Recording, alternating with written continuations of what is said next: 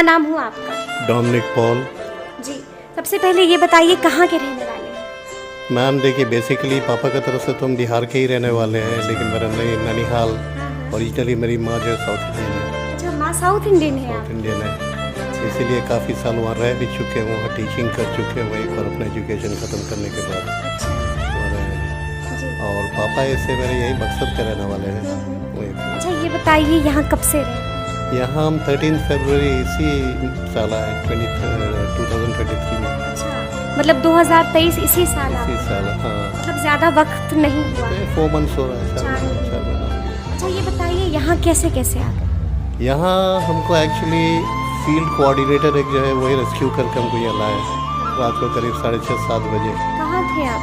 हम ओपन में पड़े हुए थे, खुले जगह में, ना खाना ना पीना ना रहना, कुछ नहीं। ठंड के टाइम में, क्योंकि आप जब वक्त बता रहे हैं उस वक्त तो कड़कड़ाके की ठंड होती है। बहुत ठंड थी, लेकिन किसी हाल से शायद ऊपर वाले को मंजूर थी कि हम जिए और आगे की कुछ और देखें, तो हमको ज़िंदा रखे। हालांकि यहाँ जो आए थे हम बहुत ही वर्स्ट कंडीशन में आए थे, तो इन लोगों ने कहा कि हमको हॉस्पिटलाइज़ किया जाए, मुझे हॉस्पिटल नहीं मिलेगा। तो यहीं पर हमको जो है मेडिकल एड मिला, सब कुछ मिला, मेडिकेशन मिला, हमको ठीक हो गए।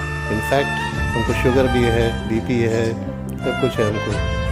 तो केयर किए इन लोग बहुत ज़्यादा, अभी भी कर ही रहे हैं और आगे भी हमको लगता करते रहेंगे सब। अगर आपको बुरा नहीं लगे तो हम कारण जान सकते हैं कि यहाँ क्यों, मतलब जब आप बता रहे हैं कि आपको जब रेस्क्यू किया गया आप ठंड में ऐसे ही बाहर पड़े हुए थे, तो अगर हम कारण जान पाए? फैमिली प्रॉब्लम और कुछ नहीं, फैमिली प्रॉब्लम है because I am gone old, I don't have a job and they wanted money from me. बच्चों को आपसे पैसे चाहिए? मैं पैसा कहाँ से लाऊंगा?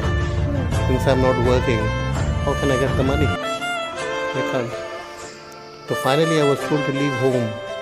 किसने कहा? बेटा कहा, बेटे ने? बेटा कहा। I was beaten up also. आपको मारा बेटे ने? तो बाद में there was no other option left before me, so finally I had to leave home. हम बोले कि नहीं, बेशर्मों की तरह ज़िंदगी नहीं जीना, या मर जाएंगे। बेटी कितने परिवार में कौन कौन? एक ही बेटा है, 2 बेटियां हैं, दोनों बेटी शादी करके अपना अपना घर पे है। और पत्नी नहीं? वाइफ है। वाइफ है? वाइफ कहाँ है? बेटे के संग है, but she is also another different lady. She is not like those ladies जो कि अपना पति के लिए वो केयर करे, ऐसी बात नहीं है। तो उन्होंने बच्चों को डांटा नहीं, बेटे को डांट नहीं लगाई कि वो पिता के साथ ये व्यवहार कर रहे हैं? ऐसी कुछ नहीं, कोई हरकत नहीं की, कुछ नहीं। इनफैक्ट वो जो है उसको सपोर्ट की, बेटे को सपोर्ट किया, सपोर्ट की, बहू को सपोर्ट की। बेटियों ने आवाज़ उठाई? बेटी लोग नहीं थी घर पे। तो पता तो चला होगा कि पिताजी? चला होगा, तो उस समय तक हम यहाँ चले आए। तो क्या पता है कि आप यहाँ पर हैं उनको? बेटे को पता है, बहू को पता है। रिसेंट उन लोग आए भी थे यहाँ, लास्ट पिछले संडे को आए थे, और बात तो बहुत अच्छा से किए शुरू में, क्योंकि इसी 20 को 20 तारीख को मेरा बर्थडे था, तो आए हमसे मिलने के लिए। थोड़ा देर बाद ठीक किए, तो हमारे यहाँ जो सुपरिटेंडेंट है उनसे जब आए मिलने के लिए, तो उनके संग भी उलझ गए, मेरे संग उलझ गए। उसका किस बात पे उलझ गए? इतने महीने बाद मिलने आए पिता से, तो किस बात पे फिर उलझ गए? उनको दीपक सर बोले, जो सुपरिटेंडेंट थे, वो बोले कि आप इनको घर ले जाइए, एफिडेविट करवाइए, घर ले जाइए, ये घर पर रहेंगे, बेहतर हो गए इनके लिए, क्योंकि सब कोई है मेरा। उसी पर जो है वो उनको बोलने लगे कि कानून हम भी जानते हैं, बहुत तरह की बात बोले उनको।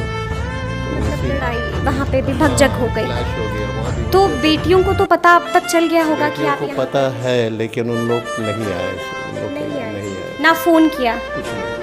मोबाइल तो है ही नहीं मेरे पास में, वो भी छिना गया, क्योंकि हम बाहर थे, सो रहे थे ओपन में। मोबाइल, हाँ, पैसे भी थे मेरे। तो जब आप घर से बाहर निकले तो सामान वामान लेके निकले थे? बस सिर्फ 3 ब्लैंकेट, एक कारपेट था, वही बिछा के रात काटे। 5 डेज, 5 दिन सड़कों पर। 5 दिन। हम बताया ना आपसे कि हम बहुत ही एकदम वर्स्ट कंडीशन में आए थे, बीपी काफ़ी हाई, शुगर हाई, और कोई होप नहीं था मेरा कि हम जिए, जिंदा रहेंगे। हॉस्पिटलाइज करने मांगा, लेकिन हम जाना नहीं चाहे, बोले ना हॉस्पिटल नहीं जाएंगे। यहीं पर हमको सारा चीज़ मिला, या नर्सेज है, प्लस ये भैया लोग हैं, सब मिलजुल के किए। अच्छा ये बताइए कि कभी जब आप देखते होंगे इन चीज़ों के बारे में सुनते होंगे, कभी ऐसा एहसास हुआ था कि मतलब हो सकता है कि चीज़ें कभी खुद पर आ जाएं, कभी इस बात का एहसास हुआ था? हाँ एहसास हुआ था, लगा था कि ऐसा हो सकता है मेरे लगा साथ? था, एकदम लगा था कि ऐसा हो सकता है मेरे से, ऐसा फील होता था, हमको महसूस होता था कि ऐसे मेरा संग होगा, अब वो हो गया। अच्छा ये बताइए कि यहाँ पर आप आए हैं, यहाँ पर आप रह रहे हैं, दिनचर्या क्या है, क्या कुछ यहाँ पर है? क्योंकि जो लोग सुन रहे हैं, ऐसे बहुत सारे लोग हो सकता है कि जो आज भी सड़कों पर हों, और हो सकता है कि अगर वो ये देखें तो उनको मदद हो। तो यहाँ पर क्या कुछ माहौल है, क्या कुछ करते हैं, दिनचर्या क्या है? माहौल तो बहुत अच्छी है यहाँ की।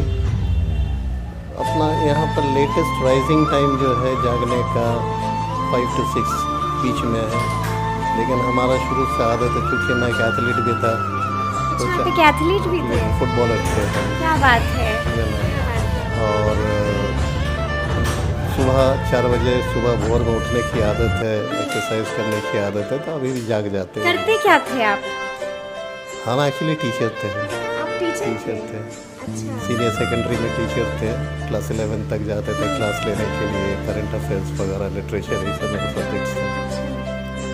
तो उसके बाद में 4 बजे उठते, ब्रश किए, अपना जो डेली अपना पर्सनल काम है वो सब ख़त्म करने के बाद इसी यहाँ बाहर में इतना लंबा चौड़ा जगह है, इसी पैसेज में मॉर्निंग वॉक करते हैं। मेरे लाल जी भैया रहते हैं, उन लोग के संग में मॉर्निंग वॉक करते हैं, थोड़ा हाथ पैर हिलाते हैं ठीक रखने के लिए, फिट रहने के लिए। उसके बाद फिर जाते नहाते धोते, चाय मिलती है हम लोग को, मॉर्निंग टी चाय पीते हैं। उसके बाद नहा धोकर फिर हम लोग नीचे यहाँ ग्राउंड जो है यहाँ पर योगा होता है। अच्छा योगा भी यहाँ पर? भी होता है, तो योगा में भी भाग लेते हैं, योगा करते हैं। फिर योगा के बाद हम लोगों को ब्रेकफास्ट होता है, ब्रेकफास्ट के बाद में फिर न्यूज़पेपर है हम लोग के लिए, न्यूज़पेपर पढ़िए, कुछ भी पढ़िए, अपना टाइम काटिए, आराम करना आराम कीजिए। 1 बजे लंच के लिए अनाउंसमेंट हो जाता है, लंच करते चले आते हैं। बस यही हम लोग का जो डेली रूटीन है, दिनचर्या यही है। शाम को यहाँ पर जो है एक्टिविटीज़ होती है, कभी हफ्ता में 3 दिन शायद हम लोगों का ये स्क्रिप्चर से, होली बुक से हम लोगों का रीडिंग होता है, उसको समझाया जाता है। क्या एक्टिविटीज़ यहाँ होती है? एक तो आपने योगा बता दिया, हाँ। आपने स्क्रिप्चर्स बता दिया कि वो हमें रीडिंग बुक दिया जाता है, हाँ। हम पढ़ते हैं। बिल्कुल। उसके एक्टिविटीज़ के मामले में जैसे बच्चों को खिलाया जाता है स्कूल में, उसी तरह का होता है। उसी तरह से बस होता बस है। बस सेम, या रेलगाड़ी बना के उन लोग को दौड़ाया अच्छा जाता दिल है। लगता है यहाँ? पहले लगता था जब शुरू में आए थे तो नहीं लगता था, बड़ा उजाड़ सा लगता था कि कहाँ चले आए हम, लेकिन अब है कि धीरे धीरे मन लगता है। परिवार की याद आती है? आती है, पर करे क्या, कोई उपाय नहीं है अब। कभी बोला बच्चों को कि जब अभी भी आए थे, आपने बताया कि आपकी बहू आई थी, आपकी बेटे आए थे, तो बोला उनको कि अब घर ले चलो, बहुत हो गया? हाँ बोले थे। क्या जवाब मिला? इतना ही हुआ कि नहीं अभी और रही है यहाँ पर, हम कुछ बोले नहीं। हमने ठीक है, कोई बात नहीं, हम पत्नी का कोई मैसेज लेकर आए थे आपको? कुछ नहीं। उनके संग तो मेरा 25 साल हो गया, कोई बातचीत नहीं, क्योंकि कुछ बात है वो बोलना भी ठीक नहीं लगता है, इसलिए बस इतनी जान जाए कि कुछ बात है, तभी तो 25 ईयर्स से जो बातचीत नहीं है। तो बेटे बेटियों ने भी सुलह करवाने की कोशिश की? सुलह क्या करवाएंगे, उन लोग खुद माँ को उन लोग सपोर्ट कर रहे हैं। जो गलत है उन लोग गलत का सपोर्ट कर रहे हैं, जो सही रास्ते पे उसको सपोर्ट नहीं कर रहे हैं। इसीलिए हम कट ऑफ किए अपने आप को, एक साइड कर लिए कि जब उन लोग सही या गलत में क्या अंतर है नहीं समझ पा रहे हैं, हम क्यों अपना दिमाग ख़राब करें वहाँ जाके। एक तो बीमारी आदमी है, इससे अच्छा है कि एक किनारे हम पड़ा रहे। मुझे कभी ऐसा लगता है कि अगर ये गलती ना करते शायद तो आज यहाँ पर नहीं होते। कोई ऐसा रिग्रेट है जिंदगी? हाँ रिग्रेट है, बहुत बड़ी रिग्रेट है। जिनसे हम शादी किए हैं, मेरी माँ हमसे बोली थी, माँ से बहुत लगाव था मेरा, और माँ के हम बहुत ही प्यारे थे। शी लव्ड मी, बहुत प्यार करती थी हमसे। अब तो माँ भी नहीं है, तो माँ बोली कि बेटा इस लड़की से शादी मत करो, ये ठीक नहीं है, तुम्हें एक से एक लड़कियाँ मिलेगी, उन्होंने एक करेगा तीसरी से करेगा। लव मैरिज थी। हाँ, it was a love marriage.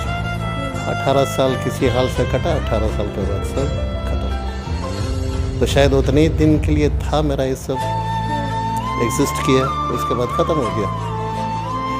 तो जो पेरेंट्स आपको इस वक्त सुन रहे होंगे, उनको कोई मैसेज आपकी तरफ से? पेरेंट्स के लिए मैसेज यही है कि अपने बच्चों को इस ढंग से परवरिश करें,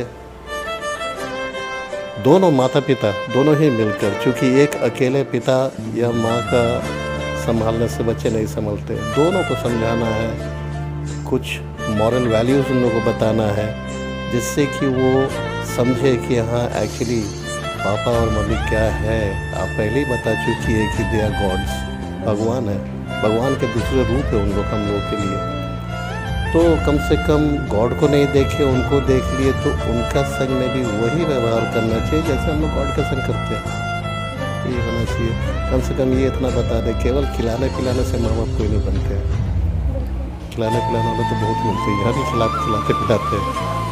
माँ बाप तो वो होते हैं जो उनके लिए अपना सब कुछ निछावर कर देते हैं, सब कुछ सही, हाँ सब कुछ, मतलब अपनी खुशी तक अपने पास नहीं रखते हैं, एवरीथिंग सब कुछ। अच्छा ये बताइए कि अब अगर परिवार से कोई आता है और कहता है कि चलिए अब घर चलिए, बहुत हुआ अब घर चलिए, तो क्या घर वापस जाना चाहेंगे? जरूर जाएंगे। जाना चाहेंगे, अभी भी जाना चाहेंगे? लगेगा कि हालात बेहतर हो गया होगा। हाँ, चाहे जो भी हो उसके बाद में, लेकिन जाना तो जरूर चाहेंगे, जाएंगे, देखेंगे। हालांकि सोचते हैं इधर कुछ दिनों से कि अगर बेटा रिग्रेट करे आए, हमको ले जाए, जाएंगे, कुछ नहीं बोलेंगे। अब इसके बाद में जो है मुंह बंद कर लेना है, मन की बात मन में दबा देना है, कोई बात उन लोगों से नहीं बताना कि क्या तकलीफ़ हमको है, क्या दुख है, हमको कुछ नहीं बताना। बस यूं ही ज़िंदगी कट जाना है और कुछ नहीं। मतलब एकदम चुपचाप गुमसुम, ना टोकना ना डांटना, गलत पे भी कुछ नहीं बोलना, आँख बंद कर लेना, बस वैसे, बस उनका साथ चाहिए। साथ चाहिए, यही चीज़ यहाँ हम सीखे। बहुत बड़ी सिखलाई हमको इस ओल्ड एज होम में मिला है कि आज के डेट में बच्चे जब बड़े हो जाते हैं तो उनको अपोज करने के बजाय जो है चुपचाप रहिए, मत बोलिए कि तुम गलत कर रहे हो, ऐसा मत करो, नहीं बोलना चाहिए, चुपचाप रहिए, सह लीजिए। गलत करें तब भी चुप रहिए। अपोज कीजिएगा तो उन लोग आपको फिर नहीं छोड़ेंगे। अक्सर ऐसे हम देखे हैं, बहुत सारे घरों में देखे हैं, होता है ऐसे, इसलिए अपोज नहीं करना चाहिए।